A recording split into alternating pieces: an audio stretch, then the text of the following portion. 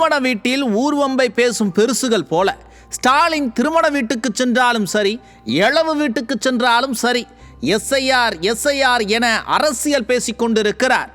ஸ்டாலின் இப்படி வெட்டி பேச்சு பேசும் நேரத்தில் தமிழகத்தில் தொழில் தொடங்க இருந்த கொரிய நிறுவனத்தை ஆந்திர மாநிலத்திற்கு, அதிலும் தனது சொந்த தொகுதியான குப்பம் தொகுதிக்கே இழுத்து சென்று விட்டார் சந்திரபாபு நாயுடு. கையால் பாம்பு டான்ஸ் போடுவது போல, வாயில் மத்தளம் வாசிப்பது போல முதலீடு வந்து குவிகிறது என கதை சொல்லிக் கொண்டிருந்தால் மட்டும் போதுமா?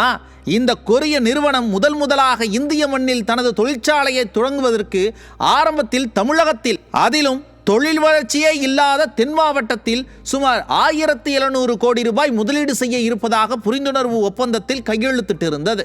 அதன் மூலம் சுமார் 20,000 பேருக்கு வேலைவாய்ப்பு கிடைக்கும் என்றும் சொல்லப்பட்டிருந்தது. ஆனால் அந்த நிறுவனம் இப்போது ஆந்திராவிற்கு சென்று விட்டது.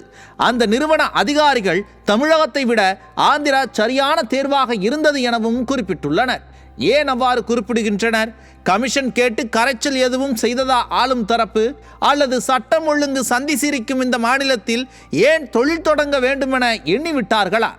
கொடுமையிலும் கொடுமை என்ன தெரியுமா? இது குறித்து எதிர்க்கட்சி தலைவர் கேள்வி எழுப்பியதற்கு பொறுப்பே இல்லாமல் பதிலளிக்கிறார் டிஆர்பி ராஜா. அதாவது, தமிழ்நாட்டின் பரவலாக்கப்பட்ட வளர்ச்சி நோக்கத்திற்கு உதவாத முதலீடுகளுக்கு நாம் அதிக முக்கியத்துவத்தை கொடுப்பதில்லை என சொல்லியிருக்கிறார். பரவலாக்கப்பட்ட வளர்ச்சி நோக்கம் என்றால் என்ன சார்? அனைத்து பகுதிகளும் ஒரு சேர வளர்வது தானே? அப்படி பார்த்தால் அந்த நிறுவனம் தென் மாவட்டத்தில் தானே தொழில் தொடங்க முயன்றுள்ளது. அது வளர்ச்சியை பரவலாக்கும் தானே. 20,000 வேலைவாய்ப்புகள் உருவாகும் இந்த முதலீட்டில் ஆர்வம் காட்டவில்லை, முக்கியத்துவம் கொடுக்கவில்லை என வெளிப்படையாக சொல்கிறீர்கள். என்ன துணிச்சல்! மக்கள் அனைவரும் ஏமாளிகள், ஏமாற்றிவிடலாம் என்கின்ற துணிச்சலா?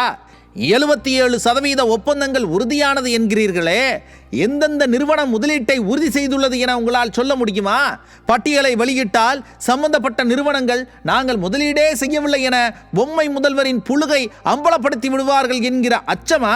அப்படி அச்சம் ஏதும் இல்லை என்றால் திமுக ஆட்சியில் உறுதி செய்யப்பட்ட தொழில் முதலீடுகளை, நிறுவனங்களை பெயர்களோடு வெளியிடுங்கள் பார்ப்போம். அட, நாங்க கேட்கல சார், மக்கள் கேட்கிறாங்க.